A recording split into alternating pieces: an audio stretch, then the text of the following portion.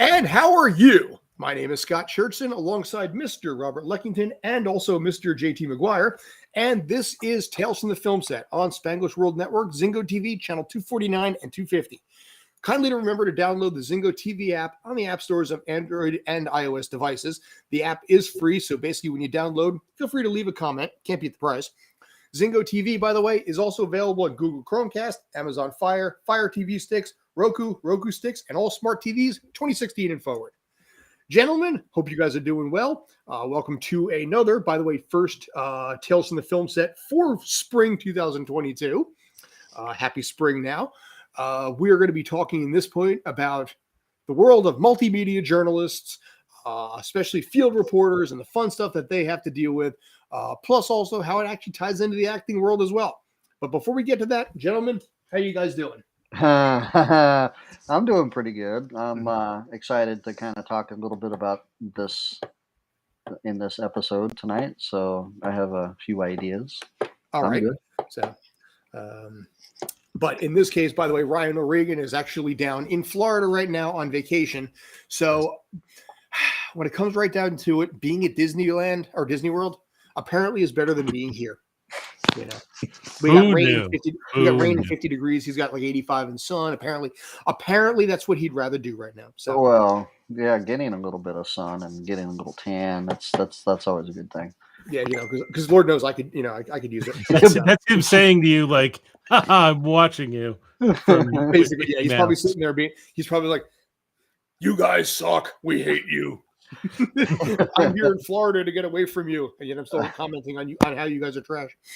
But yeah, so basically, go ahead. No, I was gonna say he should have joined our show from Epcot. Yeah, right. You know, we live stream it, man.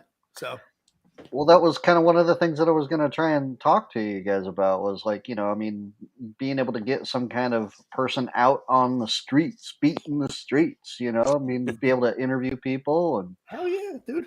Yeah. You know, like I said, as far as everything that we've got going on and everything, yeah, I do want to start moving in some of the directions like that. Maybe some documentary stuff that we're going to do, but we'll get to that in due time. Sure. I'll get you guys caught up on what's going on in this tiny little brain of mine in its own course. But tonight, like I said, we're going to be talking about the world, and we have not done this yet, of news journalism, multimedia journalism, field reporting, and why, honestly, it kind of sucks. You know, paint this scenario for a second. You go to school for 4 years. You know, you go to school for journalism and everything like this. And say you grew up in the New Jersey area like here. Now, this is obviously a very large market. I don't know as far as what the numbers are, but obviously New York City, LA are the big markets in the country. New Jersey is probably pretty solid. But when it comes to becoming a news person, and I looked into this for a while when I got out of school, I looked at the possibility of uprooting the family to pursue something in the area of, you know, news reporting, field reporting, and things like that. And then I had to find out that I had to go all the way out to places like Idaho, Wyoming, Arkansas, you know, Alaska, you know, and head out to places like that to deal with stories about the hurricane, the tornado, the blizzard, Alaska. And oftentimes for as little as $12 to $15 an hour. And I was shocked by that. Some of the places that I looked at out west in some of the markets, which they call like top 150, top 250 markets, they were paying barely above minimum wage for a field reporter to be the guy who's actually standing there, you know, reporting from the street after a grisly murder happened, you know, reporting from the street when, you know, in the middle of a hurricane, or covering whatever, like, you know, penguin race happens to be going on at the local zoo. Somebody got paid $12 an hour. Well, let me ask you this, because you're talking from your own experience. When did you try doing this? What period of time? 3 years ago. 3 years ago, and sort of, and last year as well, or not 2 years ago as well. So 2019, 2020. Not to call you out on your show, sir, but Call considering me out on our show. Let's do it what it is. But considering that I've worked in news, including our area, for 14 years, and you've known me for at least 10, you could have saved yourself some trouble by asking me about the news business. Yeah, I know. But and actually, that's not as bad a call out as I was expecting. Boy, that if you're going to get called out on something, you know, being called out on, you could have asked me about this as opposed to basically you're dead wrong in everything you said and you're stupid as hell. No, I like the call out you gave me. Nice. You know, I mean, never got into it from that perspective. Like when I got into TV, it was basically like, I like film. This is pretty close, and they paid me money for it. So, you know but what it is? I'm sorry. Go ahead. well, I was gonna say I started at. I'm of course we're in the New York, New Jersey market. So I started 14 years ago at around 13.50 an hour, and that was for the lowest paid position at the station. Granted, Mhm. the other positions were only paid like $1 or two more, so it wasn't that bad. But did I have a point I was going with this? No, I wouldn't. Uh, But, no, you're sitting there bragging about when I started in the industry, I was making more than they were. I'm just saying, like you're saying, $12 an hour, but I guess you're looking for at the other markets. Yeah, Yeah, well, if the you go yeah, towards the smaller, Midwest and less populated areas, right? yeah, you're going to get Yeah, paid more because you're going to get paid the rate of the cost of living in those yeah. areas. Right. Go ahead, Rob. Well, now when it comes to like the field recording, my girlfriend Sandy, she's got cousins by marriage that are like Howard. God, I can't even think. Like Jay Dow, Harold Mhm. Dow. Jay Dow is he works for, I guess, Pix 11 Okay. News. He's a field recorder. He actually makes really good money doing what he does. He goes pretty much all over the country. He's been to a couple different other countries to report on things and bring those reports back to the United States and everything. But you know, for the most part, they started out, especially Harold. Harold started out in Oklahoma. He was like one of the first black Hmm. uh, reporters to be on air Hmm. in the Oklahoma City area, and this was like back in the late '60s, Okay. early '70s. So you know that it's grown since then and everything. But you almost have to go to these smaller markets just to break in, You and then do. once like the bigger markets see that you've done a pretty good job with those smaller markets, then they'll be like, okay, well, let's at least let this person in and see what they can do. And Well, it's sort of like the movie business where, you're not going to start off as the star of a big budget film. It's you kind of start at some small parts, some commercials here and there, and as you right. get noticed, you moved up. And some people even go a little backwards. Where I worked, again, we're in the New York market. I knew people who would be at like the assignment desk, but they Hmm. wanted to be on air and they couldn't get on air. So they would leave our company, go to like, I know people who have gone to Detroit, Hmm. to Chicago, get in their market, do a little bit of work, and then come back as a reporter now showing, hey, you see, I can do this. Right. I literally had a guy. I got put in touch with somebody via some anchor out of Washington D.C. Some kid who went through that. He went to school at like Monmouth County or someplace, and then he spent a year or two in Nebraska. As the guy just reporting on basically the farm reports Mhm. and building himself up. And I guess Nebraska is probably like a 250 market, where it's like in the top 250 biggest markets in the country, which when it comes down to it, really isn't that big. New York, LA, top 1 and 2. I don't know which one's which. So it's normal in this case. And this is when I went back to school, this is what they prepped you for. It's like you have to be ready to get up and go someplace. And I ended up putting in, cover letter and resume, to Jacksonville, to Toledo, Ohio, to Canada. That's actually kind of sort of how I ended up here with Spanglish World Network. Go fig. And all these places all over, really, like the two continents and even Europe. I mean, I put in for Australia. I put in for a lot of different places. And when I kept coming back with how much, I would get paid for it at $11, $12 an hour, maybe 13, hell, we'll say 15, just for argument's sake. I was sitting there thinking to myself, I cannot uproot me and Robin. I can't leave, my parents, her parents, and uproot and move, 1,500, 2,000 miles away for something that's barely above minimum wage when you can literally make more than that in a day as a background actor, eating and sleeping and holding for 4 hours in between watching episodes of stuff on Hulu. Well, that's because most people who do become reporters, they're not looking for it just for to be on camera. Mhm. They're actually into the news. It's funny how many times I've actually gone to like a college to talk to them, and I'm an engineer, so I go like, "How many people want to be engineers?" No one raises their hand. How many of you want to be on air talent? Yeah, the ego and the glory of in front of the camera. It's like, yes, I report for News 12 the Bronx, and people like, oh my god, that's so cool. Yeah, I'm the Well, guy that's actually talking about all the shootings that just happened that I make barely minimum wage. Right. well, the problem now is when I started in the business a few years ago, it was out going in this direction then, but it's more prevalent now. Uh, Basically, that used to be like there's the reporter, and the reporter's job was to interview people and get all the notes. And then she had with them what was called a photojournalist. Mhm. And it was really a cameraman, but they would call it photojournalist because it sounds more professional. More prestigious, yeah. And that person would go out and they'd get all the B-roll for the story they were going to cover. They would interview people, get SOTs, and would film the reporter themselves, either giving their stand up or whatever. As time's gone on, they've decided like, well, we really need to give you a cameraman? Do you really need a photojournalist with you? Mhm.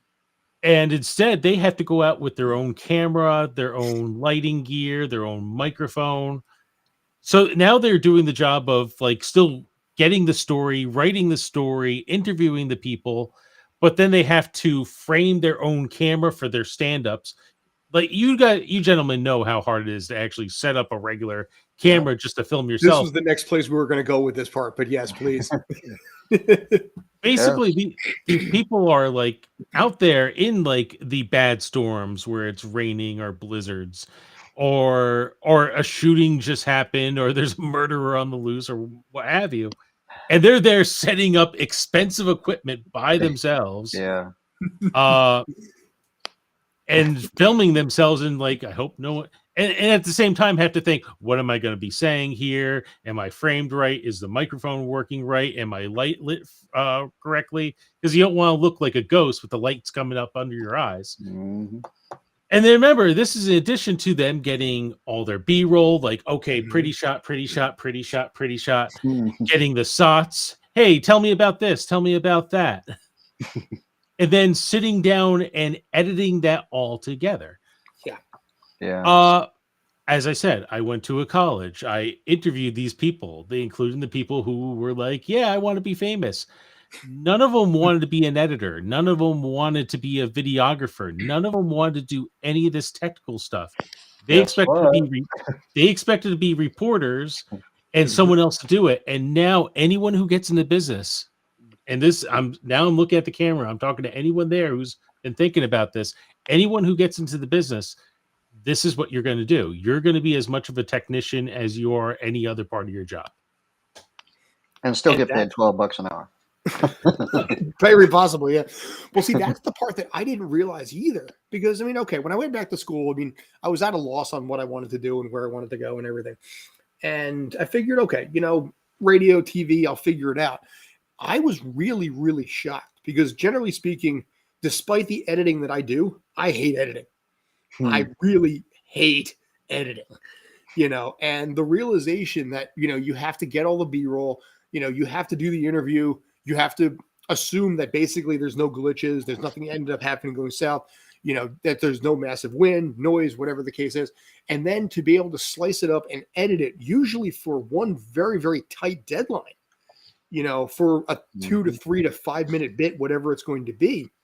And it's not just, talk camera, talk B-roll, talk B-roll. It's, sometimes you got to put the B-roll underneath, over the top of the audio and cut yourself out entirely. It's so much of an editing psychological process that even with, for example, what I was doing before, when we had the sports den a couple hours ago, I'm sitting there editing B-roll for clips for what happened with March Madness. And that's the kind of stuff that you have to do and have it in for a complete 100% deadline, or else you're out of a job and they'll find someone else immediately, in like an hour and a half. Well, And this is the one thing I'm not liking about the industry these days is just how many of these jobs are getting combined into one. Uh, I've been working as a broadcast engineer I'm repeating myself at this point, 14 years. Okay. But the reason I'm pointing out is I had the experience where I'm dealing with these people who really don't know that much about tech. You know how frustrating it is to tell a reporter who's busy putting their story like, well, I'm putting this on the board and I'm doing this with the board and the audio's not coming out right or the camera's not looking correctly. And you want to yell at them, but at the same time you take into your hand you take into account like this person shouldn't be doing this. Mm-hmm. Right. And that's where a lot of it comes in, where I think that's more of the old school aspect of it. One of the teachers that I had is a guy named Roger All, who does Fox 5 Sports, and he's been doing it for like 30 some years. And he would talk about the fact that the people that didn't know how to edit or didn't want to edit were shown the door so amazingly quickly, because they can be replaced by 50, 22-year-old kids fresh out of college who are like, I know the Adobe Suite. I've been working on the Adobe Suite since I was 10. So they come in with it already basically polished on teleprompter in front of camera. They already have the experience when it comes to editing. They already know everything about pretty much everything in there. And the news outlets themselves are just taking the attitude of, all right, here's what you get. This is what's going to happen. This is what we need. Boom, boom, boom, boom, go. And it's so easy to, how do I put this? With everything that's involved there, it's so easy for a news company and things like that to replace someone who doesn't come in, who does not actually do the job or can't hold it up, because there's so many people coming through college right now with it. But at that point, I think you reach a plateau where people are just not going to want to come into the industry anymore either, because they're going to see how hard it is and they're going to say, hey, it's not worth it. In a day and age where you have TikTok and YouTube and you can make yourself your own star, why do you need to be a part of some other company to do it? Well, see, and that's where it kind of in lies with like auditioning for film and things like that. I think that a lot of these casting directors, the way even with the pandemic sort of pushing that along even faster, was that in the beginning, before the pandemic, they wanted people to at least figure out how to use the camera, how to use lights, that type of thing, how to set up the shot for your self tapes and things like that. But now that the pandemic is passed, it's sort of become like a normal. Well, yeah, you know what I'm saying. So It's not past, but it's closing in that direction, and it is a new normal in some ways. with It should be gone soon. But so the self taping, yeah, I mean it's a way for an actor to learn how the production does what they do, and in a way, when you were saying that it sort of kind of maybe that actor kind of gets discouraged and doesn't want to like continue acting because that they have to go through this process and everything. It's sort of maybe it's a way for them to weed out the people that are serious and not so serious. So Yeah, a cream rises to the top kind of mentality in both fields like that. But yeah, even with acting, the expectation that you can actually create your own content as well does play a factor in that, especially with the self tapes now, because I have not been for a physical audition since probably 2019. Everything now is done on self tape. It's easier on both sides of it.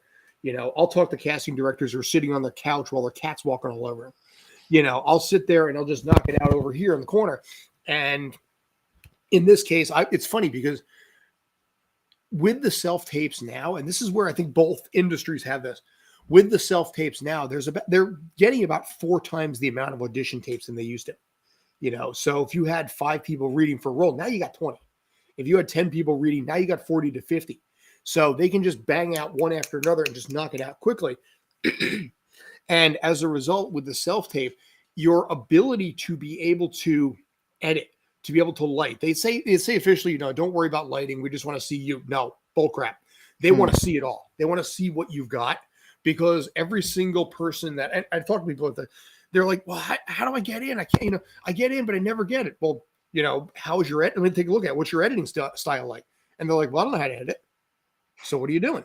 Well, I put it on my phone like this, and and it's like, no, they expect more.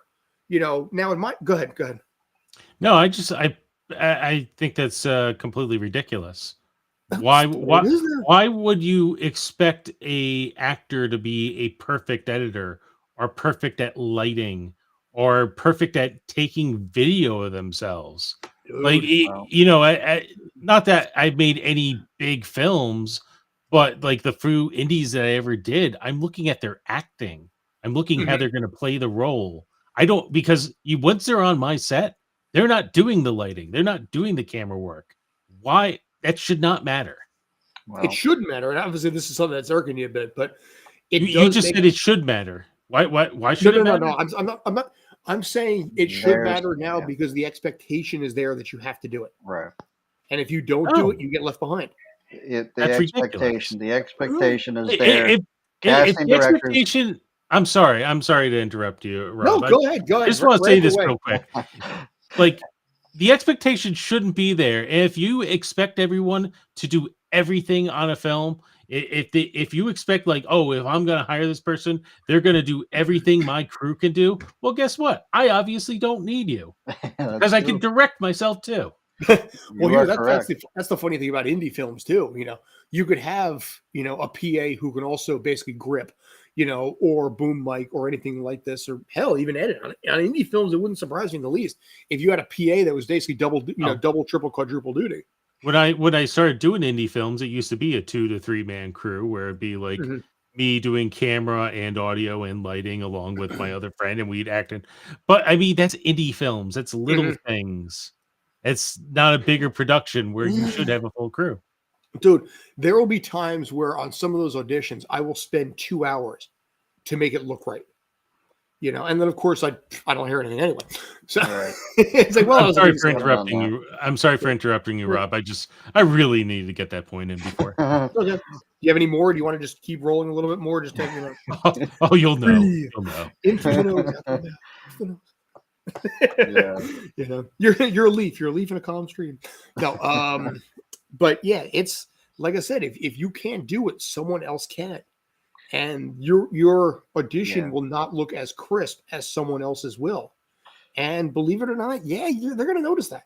It sucks, I've Now, but now let me ask you this: Are you saying this because for fact or from observation? Do you think this is how it is, or is this truly how it is? uh, Have you known of people who they are not accepted for a role because they didn't know how to make a full fledged well, production out of I their audition? I have an as answer to one that. of But the go ahead. things that like when you do these self tapes, they give you the breakdown. They tell you what they want. When it comes to the actual video and the actual lighting and things like that, that's almost expected because they want to be able to see your whole face. They want to be able to see your actions, that kind of thing. Whether or not you spend 2 hours, setting up for that, that's up Do they to. direct you? No, well, that's now you're getting into like live auditions through the EcoCast system that they do through Actors Access, Okay, so for this tape stuff, they're expecting you to properly, like I would say, like yes, put enough light that they could see your face. But if they expect you like, okay, I want this for a drama scene. I need you to set up the light like this with this filter and blah blah blah. well, no, they don't do that. Not that strict, but Right. there is something to it. Go ahead. But like the lighting I have, would that be acceptable? They just want you to Probably. be able to do the scene. They want to be able to see your face. They want to see your action. They want to see, you do the scene. When it comes to the actual, like, when it comes to the actual filming of that comes later. But Well, you can see my face with this lighting, and this is Mhm. kind of lousy lighting. Would this be acceptable lighting? Probably would be, yes. I Okay. would say I might so. do I might Alright. do a little cleanup on the editing side of it, but um, but Well, there the will editing side too. What cleanup needs to be done on the editing side? it could be something with the lighting in there a little bit. Audio definitely. I'll make sure I will run that through a cleanup process every time. Right now, see I'll with do a noise. What I'll usually do is I'll extract the video, turn it into an MP3, do a noise removal of whatever's in there, and then upload it back up to the top again to make the audio a little more crisp. Then what I might do is I might do a change in there and do do it for voice instead of flat. Personally, I use either Final Cut Pro for like the stuff that I really want to like Mhm. make perfect, because there's a lot of presets and things like that that you can use with Final Cut Pro. But for the most part, with these auditions, these self tapes that I do, I use like iMovie. I'll go in and uh, automate, I guess, is auto set the audio, Cool. or Like a if it magic doesn't. enhance. Yeah, exactly. So if I still think that it's not loud enough, that it doesn't come through enough, I can always raise that volume by it's a lot easier to use like the video editing. But then for me too, like when I do my scenes, I have to shorten them only because I have to work myself up into the scene and everything. And so I'll shorten it to where just right before the scene, but if I have to do like say 2 takes, I'll put in like a transition or something like that. I Mhm. mean, otherwise you'd just be like That's not that bad. sending. That's not that bad to do, but Yeah, well, Yeah. but but for me, at, go ahead. I was gonna say Well, what I was going to say is, even with casting, they just usually have one little dinky camera set up to catch it but so they can they set review that it. up. You didn't. That was right. their That decision doesn't to do matter because if they review it, it's the same audio they're going to get it. Mhm. and the same video. Would that be acceptable audio? Because I feel like as long as you can be heard clearly, even if there's room noise, Mhm. like that should be acceptable. Here's what Should I be. will say. I've seen audition requests, demands sometimes, depending on phraseology you want, where in some cases they want a pure white background. They do not want an off-white background. So what I got here is an off-white background. They want pure white, which of course, dude, I'm I'm one of the pastiest people you're ever going to meet anyway. You do not want me on a pure white background. I will literally be transparent. Um, but they want stuff like that. They will take they want the camera specifically on certain shots and certain takes. I remember I had one where they wanted a shot of the hand and the hand on the other side, and then they wanted the hand turned this way, and then they wanted the camera literally on top like this. I had to do so much like this because they were said you have to do it with a cell phone because it has to show that you're using a cell phone for it. And I was like, all right, fine. It's almost And like I that. had to do this, and they had basically you had to take video of what this looked like this, and then I had to review the video itself, and it was so complicated. It was pissing me off because It's of almost how like the Brown involved. M&M situation with Van Dude, Halen, it's right? like trying to find one brown M&M in an entire bag. Yeah. Yeah, yeah. I say the same thing I said with the news people. There's going to reach a plateau where people are just not going to want to do this anymore. And I Or think better yet, to say they're not going to want to do it for those people anymore. It's like, oh well, we're No, the box office, we're Fox and Disney, and every like, single CD, every single casting director that I've dealt with since 2020, even just before 2020, they've wanted what they want with their self tapes. And if you don't give them what they want, now the lighting, obviously the audio and stuff like that, that's a different story. You have to do the best that you can, but if you don't give them what they want as listed in the breakdown, then they just pass you up. and they'll remember it for the next time, which is also what you have to think about. Every audition is a future audition for something else. fug them, What's that? fug them.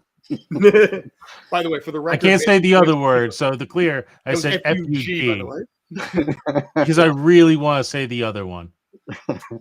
Fark. You want to say Fark? There we go. Yeah, that's But it. yeah, like I Anyway. said, it's I clearly this is something you hadn't realized. I guess we never talked about it, Because I'm but not an actor, which and is so not a bad thing either.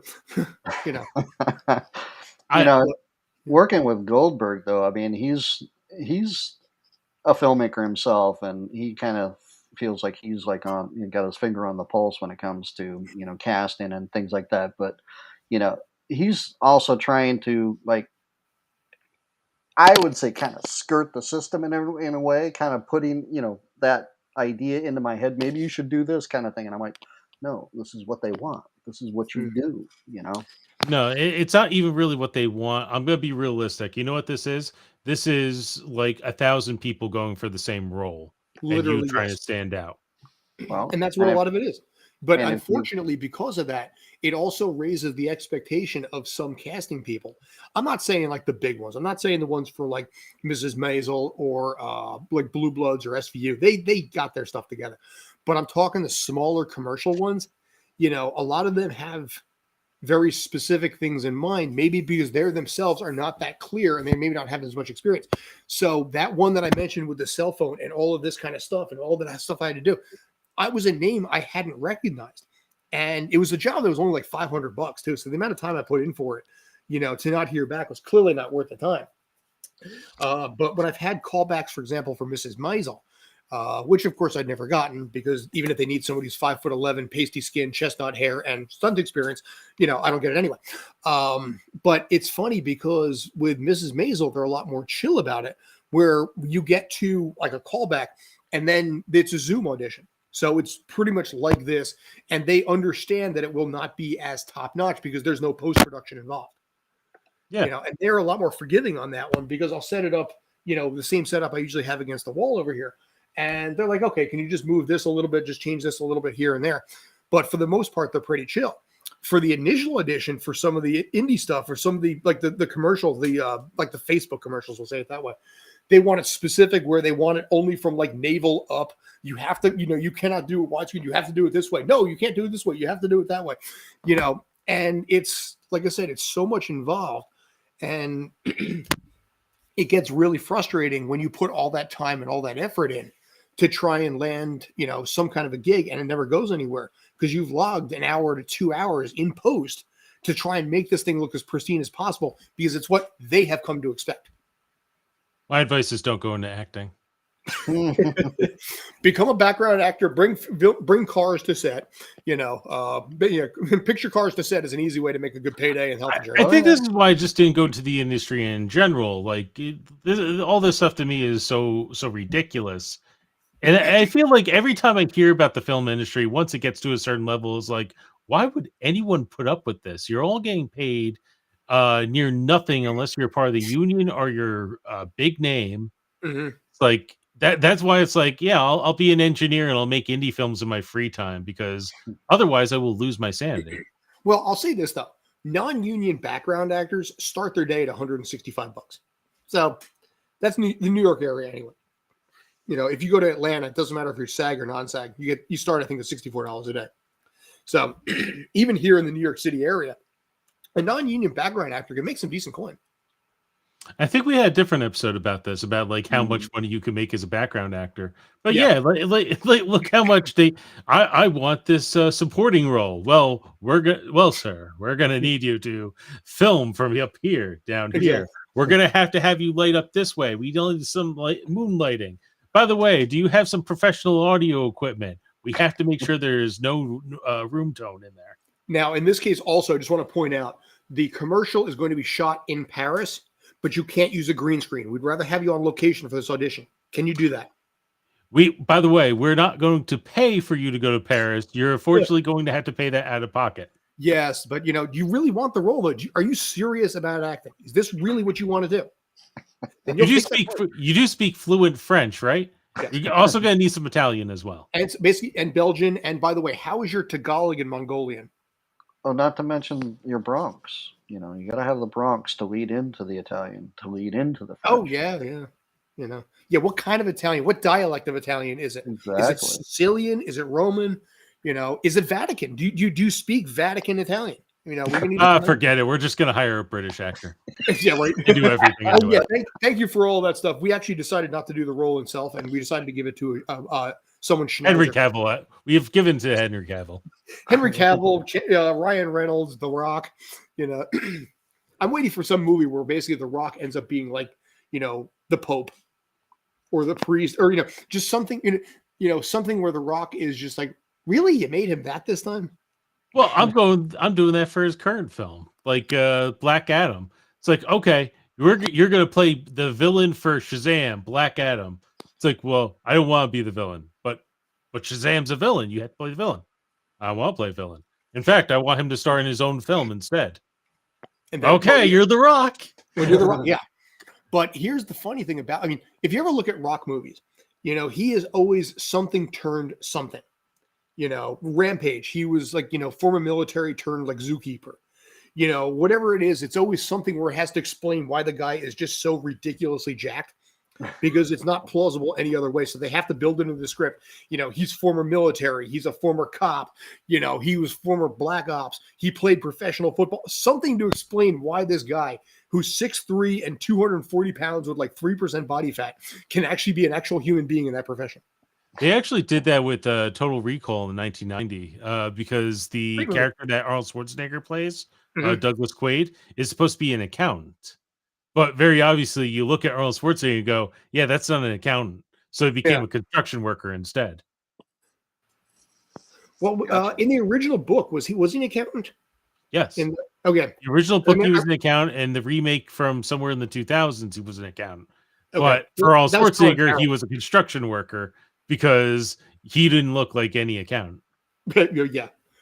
Well, supposedly, from what I understand, the movie actually ends for real when he actually goes into the machine. All the rest of that after that is an actual dream sequence, which kind of bummed me out a little bit. Well, they never finalized that. It's like you have to decide, was it real or was it fantasy? Supposedly Verhoeven came out later and was like, yeah, actually the rest of it was just a dream sequence. Yeah, I rather believe it could have been either one. Otherwise, yeah, it does kind of suck. I'd rather believe that it was actually legitimately real. Let me live in the fantasy world. I never saw the film Sucker Punch just because someone had told me like, oh yeah, all that action and stuff, that's all inside her head. Like she's actually in a mental institution and she's picturing all this stuff on how to break free. It's like, I want to see someone's imagination I want to see someone's imagination if I don't know it's their imagination. It's like having the Sixth Sense spoiled for you. I mean, at this point, it's been 23 years, I guess, since that movie came out. But still, when at the time people were like, "Oh my god!" Now it's like, well, it's not really watchable because you know how it ends. Yeah. So, like, if he said, "Oh, well, you know what? That actually happened once before." Not to go too much away from that. You talking about the Sixth Sense? Like, hey, what would have happened if they said that he died? Terminator 2, Judgment Day, really good film. You can watch that one over and over again, but the commercials literally spoiled the big reveal of that film. Oh God, yeah. Because it took me years later of like watching it after being a filmmaker and seeing the build up to the meeting of the two Terminators and go, wait a second. I think you were supposed to think that Arnold Schwarzenegger was all the bad guy to this point. Apparently you were. Like James Cameron said that's what it was. And as like, I can't believe they spoiled that. No one realized it. Well, in the original script for that, Michael Biehn, Kyle Reese was going to be the T-1000. Oh, really? Yeah. They were actually going to have him as like a total 100% role reversal where somehow Skynet was able to recreate a T-1000 to look like Kyle Reese. And they figured audiences were going to be way too confused by that and probably wouldn't take to it. So they took Robert Patrick instead. Yeah, I always wondered, like, the T-1000 could stab people and punch people or kill people. So at the beginning of the movie, all he does is he punches a cop. And it bothered me for years until I realized what they were going for. Well, he also killed the foster parents too. Xander Berkeley and whatever that lady was from Aliens, whatever her name was. He did, but not until after the reveal. Oh yeah, okay. That's what I'm saying. Everything before the reveal, he just came off as like someone looking for John Connor and was very nice as he did it. But you mentioned it before. That's a movie. 30 years later, the special effects still work. How many movies really can you say that the special effects still work 3 decades later? The Abyss, but it was made by the same director. Yeah, well, yeah. Well, I mean, yeah, The Abyss, the Aliens, well, Avatar, Titanic, fine, but Jurassic Park, sure. Does the Avatar still stand up, or do they look a little more cartoonish these days? Yeah, maybe a little more. Good. I think with I think last time I watched Terminator 2, the special effects were finally starting to show their age a bit. But yeah, it's like he used a computer animation, which was pretty much a mirror effect. It's hard for that to really like age after a number of years. Yeah. Unless But- it's the secret world of Alex Max, then it ages very fast. Hmm. I'm not probably the only person in this age group who gets that. I've heard of Uh, that. Well, I was going to say also, if you could put fast forward 11 years later to bring it back to The Rock, the first movie I believe he was ever in, The Mummy Returns, when they made him the Scorpion King. If you Oh remember yeah, that was bad when it came out. Dude, I saw that in theaters, and none of us actually took that seriously. Yeah, I saw it when I was a kid on VHS, and I was just like, why is The Rock suddenly a video game character? Yeah, and a bad one at that. No. Oh yeah, that was. I think fans have gone back and re-edited it and like deepfaked it essentially to make Yeah. it look more legitimately now. I forget there was a company that actually went on its way and used their special effects skills to make it look better, and it still kind of looks pretty bad. But they did. I think they even got The Rock involved to kind of get his face. But yeah, Yeah, that movie in general was kind of. First one was better. yes. Brandon Fraser. Yeah, who basically what he's on some DC show now, right? Yes. He is on Doom Patrol. Okay. Well, there was a whole big thing that came up. I think it was yesterday about the fact that the body double inside doesn't get the credit that the voice actor does, because Brendan Fraser basically, for the most part, rarely wears the suit. He just does, some kind of ADR in the back end, and it's like, starring Brendan Fraser from the studio. It's like how much Who's is Darth Pablo Vader? Pascal really in the Mandalorian outfit? Who's Darth Vader? David Prowse. How many people say James Earl Jones? A lot. Well, David Prowse didn't realize that until he actually saw the movie. He had no idea he had been dubbed over because That's nobody my knew what Darth voice. Vader. Well, if you listen to the original YouTube, it's weird because you got this granted this big, but he's a British guy. He's like, tell me the plans for the rebel base, and it's like your voice doesn't work here. I mean, Hayden Christensen is playing Darth Vader again for the Obi-Wan series that's coming out in a couple of months. I'm very curious to see that, and I'm very happy for him to get a chance at redemption after what pretty much crushed his career. But James Earl Jones is probably also going to be doing some voiceovers. You know what? You can't have Darth Vader without it. But it's nice to see. I mean, they may have Hayden Christensen unmasked or something to be like, "Hey, look at it's me," kind of thing. But I'm happy for him because he got a lot of crap after that too, and it wasn't his fault. It was the direction and the editing that made him look bad. I'm going to put a sound effect to him on my board somewhere because we bring him up so many times on this show. I'm beating we that horse. need it. Oh, okay. Oh, all right. I thought you actually had one going on. No, I don't. All right. Well, we've only got 12 minutes left, so I promise I won't talk about anything more Star Wars at this point. So, but did we have anything else to add to about MMJs? And well, you know what? I want not to get away from acting, but because I'm more of the background. I think it's just the industry as a whole. Like we were talking about a lot of the indie films. It's usually like a 2 to 3 man crew. The first time I was on a set where there was a dedicated camera, director, AD, producer, script supervisor, I'm like, wow, this is a lot of people here. I usually do this with me and a buddy, and we knock it out in 30 minutes. But I'm seeing now, I guess, because there are so many kids like me who do all this stuff, a lot of the industry part of it is now going, I think we can take advantage of this.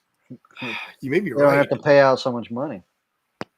I mean, in the television industry alone, there's automation systems that can allow you, like, someone to be a one-man band in a studio. Like, I know an automation system created by Grass Valley, which will pick your camera shots. If there's a robotic camera system, it will actually move the camera to wherever it needs to be. You can program in the automation. I need a 2-shot here. I need a close-up here. I need a wide shot here.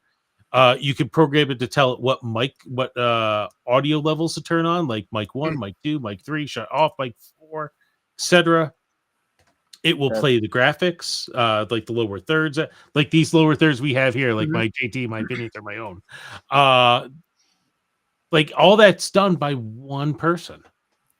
And I think the more and more the industry is going in that direction, I and used I don't like it. I used to Well, work for yeah. Zaxcom. Zaxcom is a company that Mhm. makes the high-end audio, transmitters, receivers. They make the field recorders, like the mixing consoles. They've got a specific one that's. I think the industry with those mixing consoles have kind of gone to like where if you shut the mixing console off, all the sliders go down, kind of thing. Mhm. And when you turn it on, it goes right back up to where it was, kind of thing. Well, they're into doing that type of thing.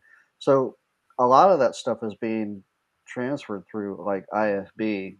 The a lot of the signals and the automation and stuff like that for audio, at least. So it's been around for a while. They've just kind of been kind of fine tuning it, I think, for Mhm. audio. No, no, the place I've been working the last few years has been using an audio board like that. It's kind of amazing to watch where you could either be in the audio booth and control your audio, Right. or you could be at home with a web GUI in front of you Mhm. and you could hit memory and you'll see Right. all the different faders load to wherever it needs to be and Right. then manually manipulate them from your house and you could be sitting in your bed and being Mhm. the audio engineer for Use some your television show. your You can iPad. be on the other side of the planet, and obviously with laptops and tablets being so much touch based now too, you can do all of this 12,000 miles away and still operate everything. The Uh, company that I worked for has a studio in Dubai. I mhm. I I used to have to check it before our shows, and it was always sort of fun that I could turn the lights on and lights off on a studio halfway across the world from where I was Mhm. sitting. And in an instant too, no less. Yes, it was like a second delay. IOL, instant Yeah, on lighting. yeah. But it brings up an interesting question because so many millennials and Gen Zs and everything like that do everything all in one, with whatever device they use. And, between TikTok and YouTube, we talked about that before. That might put some pressure on the industry because the industry itself, obviously using union people, would rather trim down what they would need so they don't need as many people for something like this. So I almost wonder if some of the bigger productions are going to try and start to figure out a way to not have to use union talent. Well, Well, as we kind of I'm sorry, Rob. Every time you go to talk, I no, start. I'm just saying. I feel the same way. It's like even with the commercials, they're trying to use non-union talent to be involved in those Yep. commercials and things like that, so they don't No, have to pay the 15%. union. Yeah. But as we've kind of had this conversation, I always think about like how they're trying to do more with less. It's Mhm. like at what point does all those people on the bottom just go, "Why do I need these people on the top?" and just start doing their own thing? Eventually, does that mean that eventually the top is going to collapse? A lot of these people are going We're to find not themselves One would gonna assume, take yeah. it. Oh no, we're not gonna take it. I I'm personally part of the generation who I stopped watching movies most of the time. Like for these shows, like I had to go out of my way for some of the stuff we review just to watch it. Otherwise, I'm happy to sit down and watch YouTube. And I Yeah, talk same to here. other people too. Same thing. It's like, yeah, we'll just watch the free content made by some person who did this passionately in their free time. Yeah. I mean, the amount of YouTube content that I watch, that hell, she watches. Hmm. Imagine that one. I mean, Matt Pat, she loves Matt Pat, and she'll get on my ass if basically there has not been a new food theory or film theory because it's just some, I mean, obviously it's something massive at this point, but between people like that or Harry Potter theory, you got these guys who are just basically just sitting like we are and getting millions of subs. So yeah, what's the point of going to school when all the education is available online, YouTube anyway, what's the point of working your way up entry level, which is an additional thing because a lot of jobs now, they want to know what kind of social media following you've got. So Mhm. it's not so much even you're good. No, the only Right. thing I was going to say, I was going to let you finish your point because I might be a little off topic here, but We're all when I started watching YouTube in 2006, I really thought a lot of these people were going to become superstars that would elevate into TV and mm, movies. But thinking about it, not many have. Donald Glover is the only one I can think of who really elevated past the YouTube stage into superstardom. Has there been anyone else? Not to that level. No, I didn't even know he came from YouTube. I knew him like from 30 Rock and I think SNL. He came from Derek Comedy, which was a popular online video with College Humor and YouTube. Okay. Well, So, College Humor also launched a lot of people as well. such as? Well, actually, sorry, I was thinking Funny or Die. I'm sorry, my bad. Because Funny or Die, I think is owned by like Will Ferrell now too. Yeah. But Well, it used to be. They sold it to someone. Funny or Die is pretty much dead.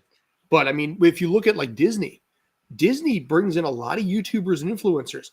I know Matt Pat, Markiplier.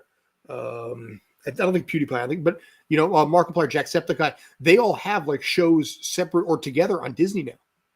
Yeah, I saw that. Was it Disney or was it Cartoon Network that I had saw it. like I the? saw it on Disney. Okay. Oh Yeah, yeah, it was Disney. It was Disney, and they like it's just them doing their usual YouTube show, but it's like a 5-minute clip on Disney Plus or Disney XD. Yeah, and it was one of those things that it was for any fan of any of them, or if you're a fan of two of them, you get excited that it's like Markiplier is with Matt Pat. Oh boy, yay! Or something like that where you kind of geek out a little bit because you're seeing your fandom worlds collide a little bit. Mm-hmm. And that's where I think the appeal is to the YouTube generation. And, TV is on its way out. Cable, I think, is going to have to restructure itself or it's going to be screwed, which opens up so many other things because it's also so much less expensive to a lot of times produce something for YouTube than it would be for regular broadcast on, CBS, ABC, or NBC. Yeah. I mean, unfortunately, you're not going to get your big blockbusters from YouTube because no one has that type of budget. Granted, Kung Fury I thought was gonna bring in a lot of stuff, but in 7 years we haven't even seen a sequel for that one. Yeah. But yeah, you get all your documentary. Like, there's so many documentary series I watch that it's just made by people like, okay, I find this subject very interesting. I'm gonna spend the next 3 months researching it and making this amazing video, and I love that. Yeah, and also a lot of those videos are only like 10 minutes in length. So it works for people when they're sitting on a lunch break, or they just have a little bit of time where you can't sit down for a 22-minute episode plus commercials. But if you're sitting down in your lunch break and you're eating a sandwich, bam, you knock out a 5 to 10-minute video. That's the niche market of YouTube. So. And right now we're going to have to knock out this show.